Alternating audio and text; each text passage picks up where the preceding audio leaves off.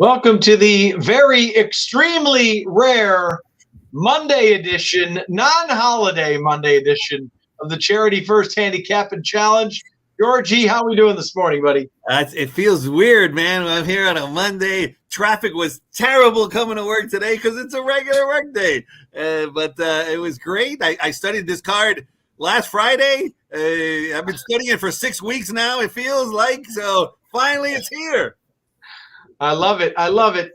And so this is the semifinals, right? So one of these two goes on next Friday to see who takes home the $1,000 and makes some money for the Winners Foundation and is crowned the First Handicapping Challenge champion.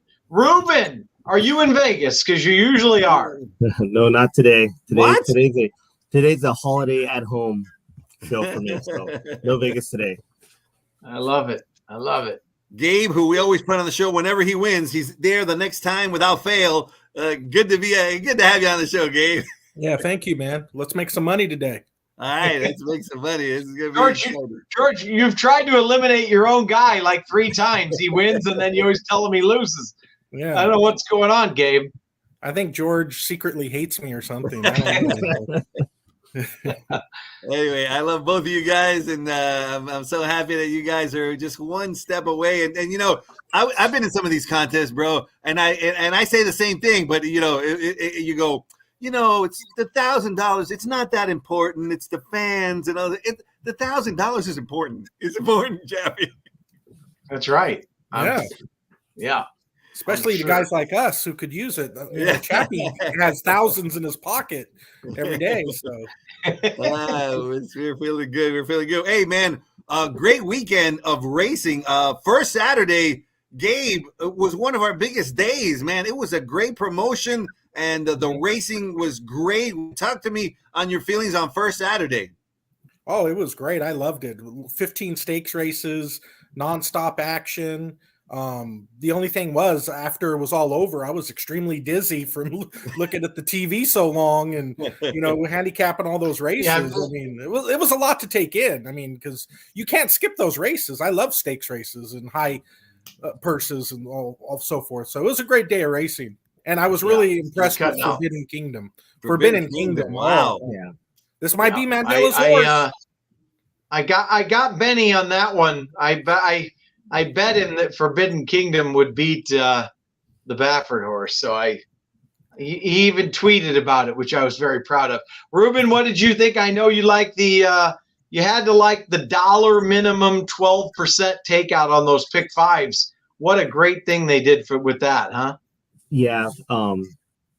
One thing, you know, people are kind of complaining about the dirt pick 5 payoff. And I'm like, you had 5 morning line favorites win in a pick 5, and it paid $85. Yeah. That's an incredible return because a lot of people are just going to go through and go, you know, favorite, top 2, favorite. So, I mean, that's the power of what they did. They did a really good job.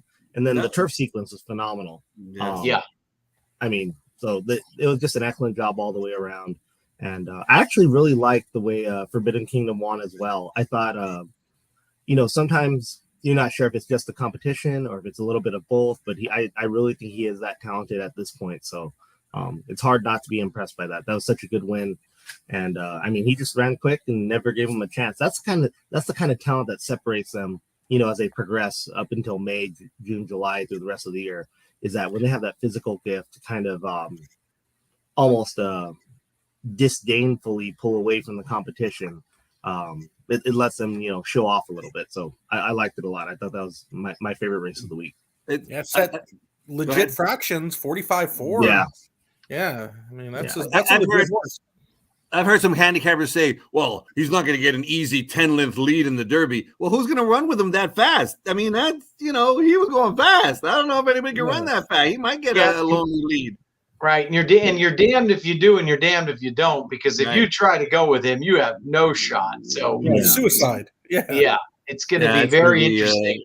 And it's not like very interesting. It's not like when they used to throw the rabbits in there.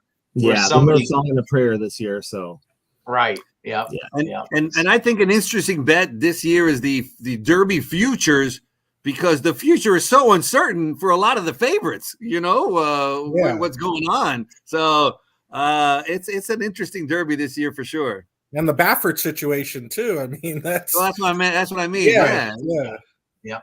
So you never know. All right. Hey, you know what? We're here on a Monday trying to raise money for Winners Foundation, a wonderful charity. And if any one of our handicappers takes their $300 bankroll to over 1,000, and that's usually the case, we hardly ever need a tiebreaker in this tournament. No, not at all. Then the Winners Foundation will get some extra cash in their pocket. So hopefully our handicappers will be on point today. Since Gabe is below me, I'm going to start with you, Gabe. You got 100 to win on a horse at the card today that you've looked at for now 3 weeks. Who are you going with and why?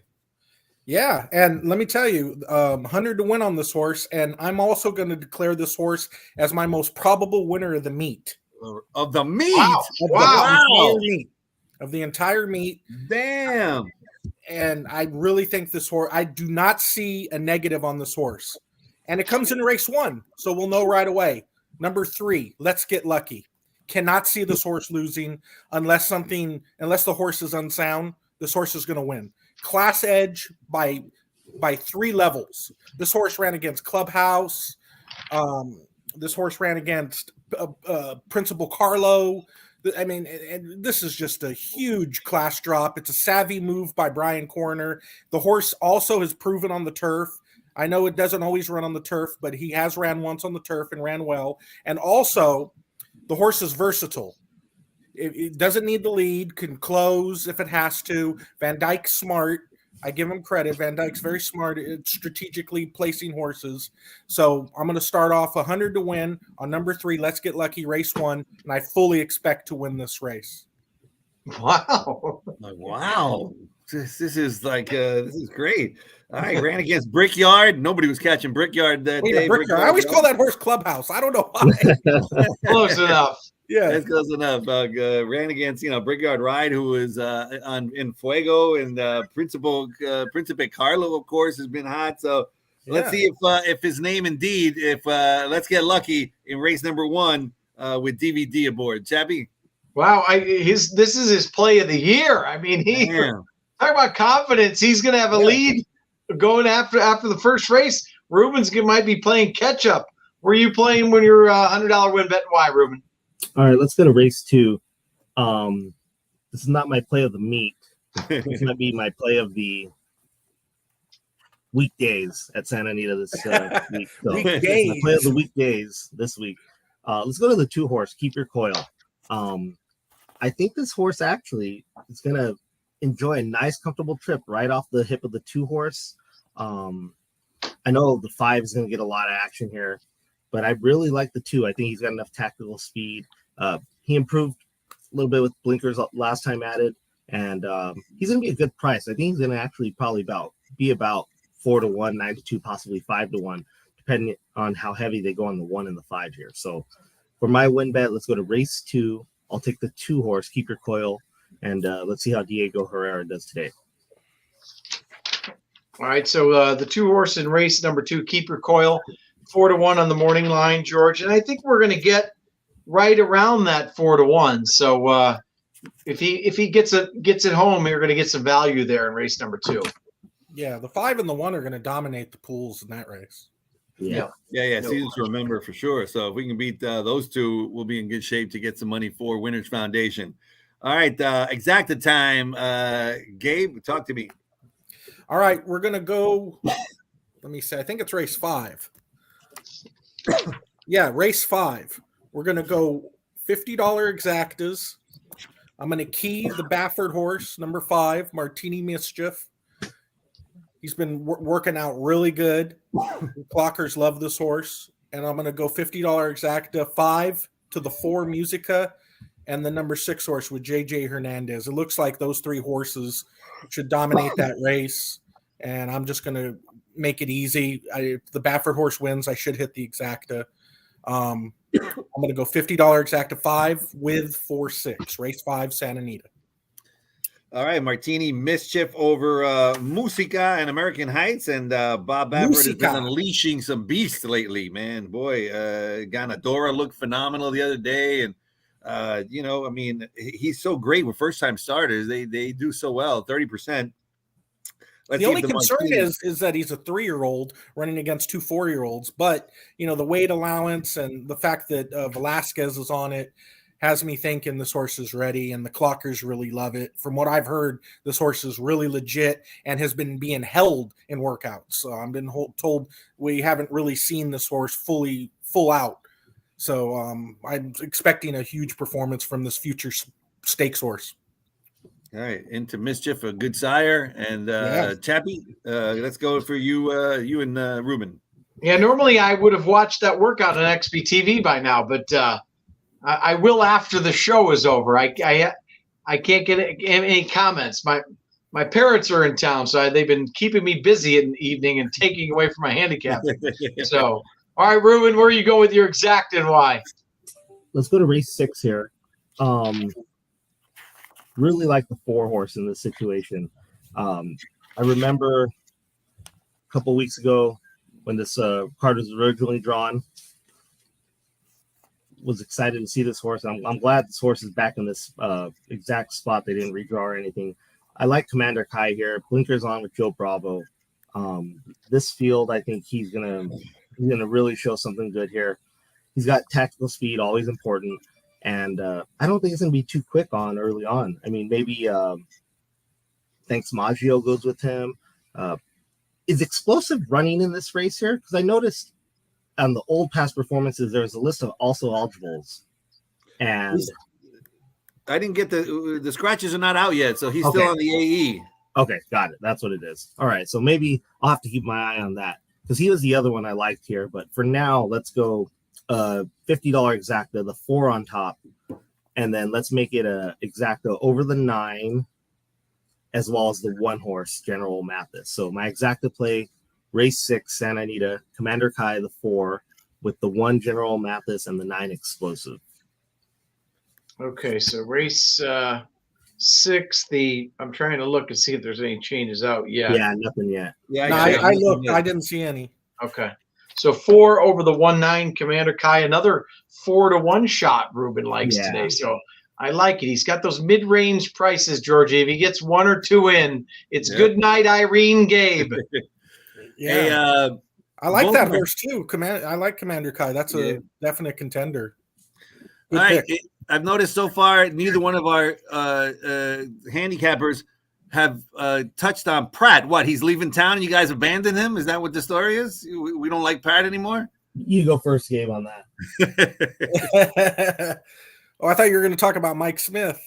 No, Pratt leaving town is big news. Him and Arispoli. What do you think of that, Gabe? That's going to put a big hole in the jockey colony here. Well, this is what I think. I think J.J. Hernandez is going to benefit from that tremendously. He's going to get a lot of those mounts, especially on the dirt, each one of them that are not going to be on. And I'm guessing we're going to have some musical chairs here. Maybe some East Coast jockeys are going to come here eventually. I agree. Yeah, so I think we're going to have that. But you know what? I'm going to miss – this is what I'm going to miss about Pratt. When I handicap a race, I usually look to beat Pratt because his horses are always overbet. Yeah. If they're supposed to be 8-5, they're going to be even money. If they're going to be 7-2, they're going to be 5-2, 2-1. So I'm going to miss the fact that, I guess maybe J.J. Hernandez is going to be that guy now. He's going to be who that gets guy. overbet, but I'm going to miss looking to beat Pratt because even though he wins 32%, he still loses 68%. So, yeah. I mean, the one thing about it is like, for instance, yesterday I loved a second-time starter who had a bad trip, and Pratt jumped off to ride a Mandela first-time starter. So I got 10-1 on my horse because of that, and he won. So now, look, take nothing away. Pratt is an unbelievably good rider and puts everything in the right position, and he's very smart. He notices the pace right away, and he's such a talent. It surprises me. I get it, but it surprises me that he's leaving because he runs the world around here. So, what do you think, Ruben? 2 parts, I guess. The first is I agree with what you both have said. I think everybody acknowledges Pratt is fantastic. And the reality is bettors really flock to those kind of jockeys. And so the value there is tough to find whenever they're on your horse. Now, when they leave your horse, the value kind of gets built in to that price. So I agree completely with what both of you said. He's just fantastic. One of the best. The second part is I'm going to really miss him and Umberto squaring off pretty much every turf race. Everyone looks at, all right, where's Pratt? Where's Umberto? And that's kind of where it all starts. And we've seen so many races where the two of them is just a great battle between them on the turf. So I'm going to personally miss that. I'm going to miss those Exacta boxes. and from a wagering standpoint, I try to minimize jockey as much as possible on the major circuits. I try to be jockey agnostic. You'll drive yourself crazy if you get into the, I love this jockey, I don't love this jockey kind of thing. So it's not going to affect me too much, but it'll definitely affect the wagering pools for how people play them. Yeah. Like Gabe said, it's very interesting. It opens a lot of things up for some people around here. They got to be licking their chops, but doesn't it seem right, like he said, musical chairs for somebody to come in here? I mean, and it'll be interesting. I got a feeling somebody's going to make a move out here because there's never a better time. Yeah. The biggest move that was made was Craig O'Brien, the agent of JJ Hernandez, has bought a limousine to make sure Pratt gets on that plane and gets the heck out of town. Yeah. He rented the private jet already. He's fueled up and ready to go. Sure he's leaving. Hired bodyguards to make sure. All right.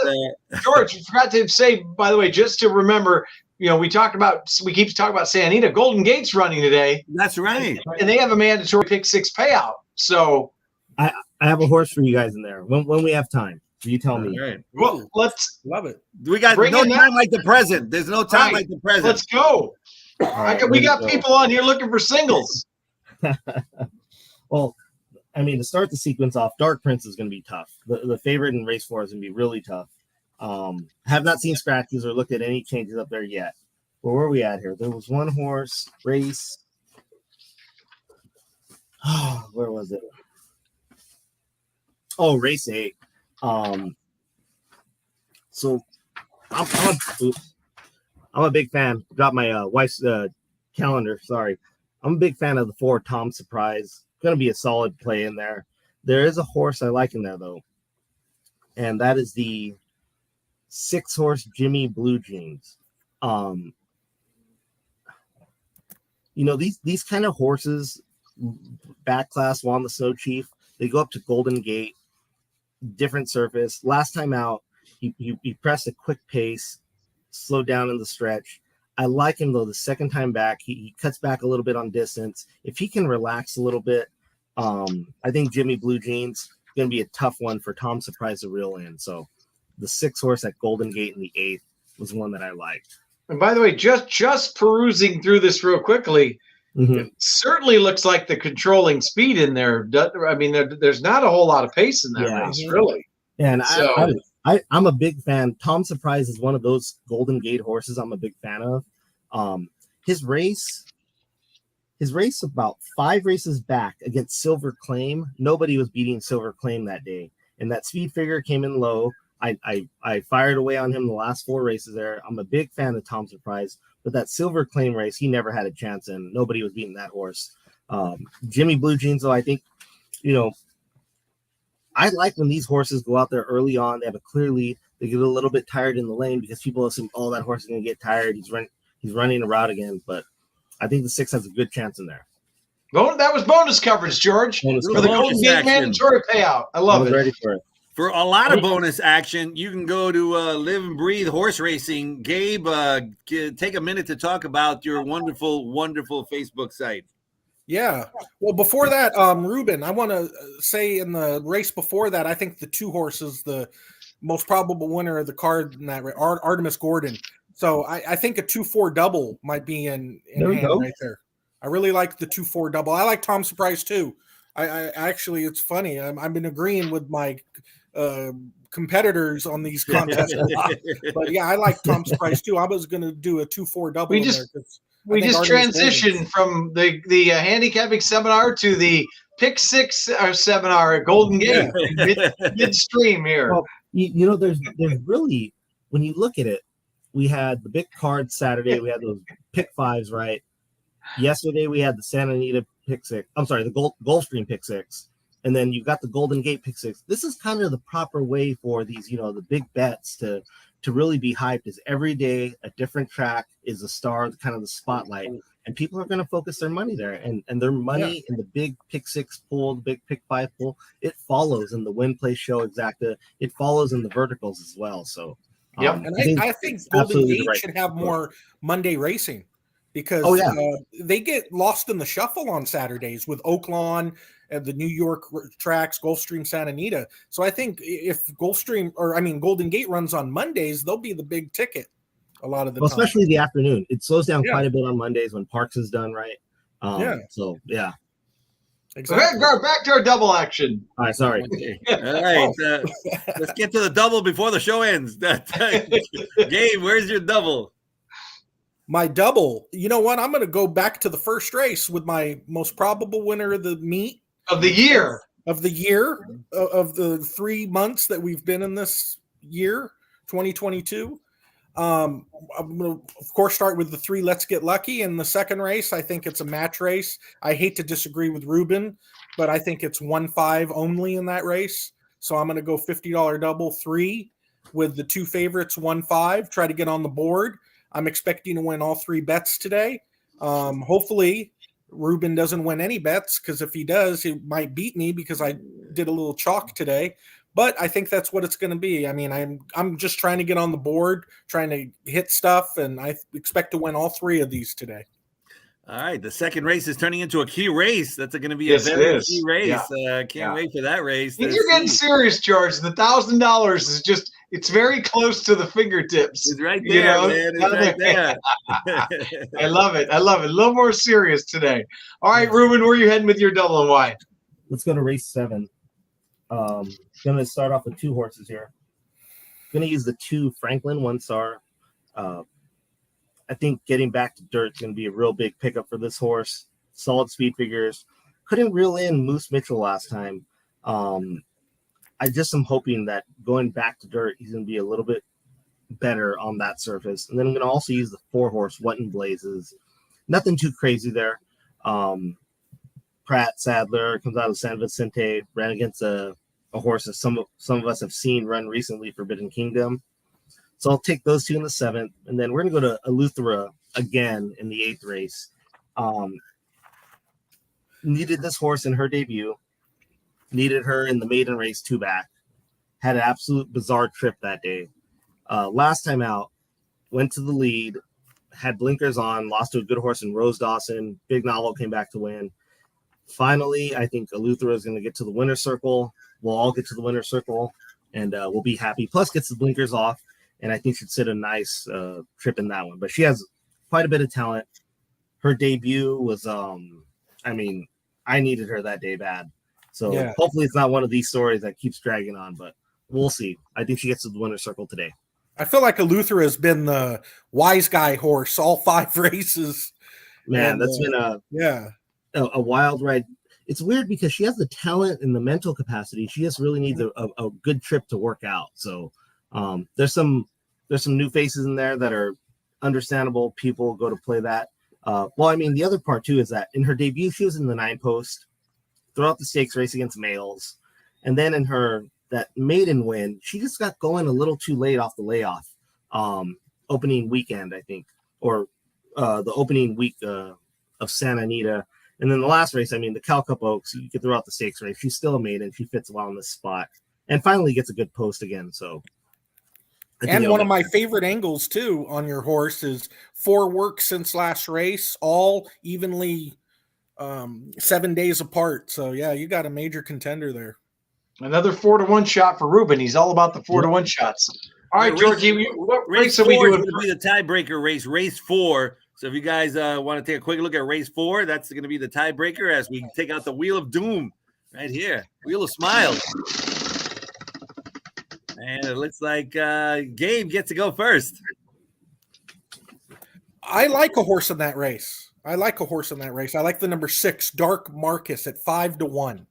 I had this horse last time. He had a ton of trouble, got a really bad ride by the kid. Although I like the kid, he's new. He's going to make bad rides every once in a while. But I'm going to go with the 6, Dark Marcus in there, 5-1.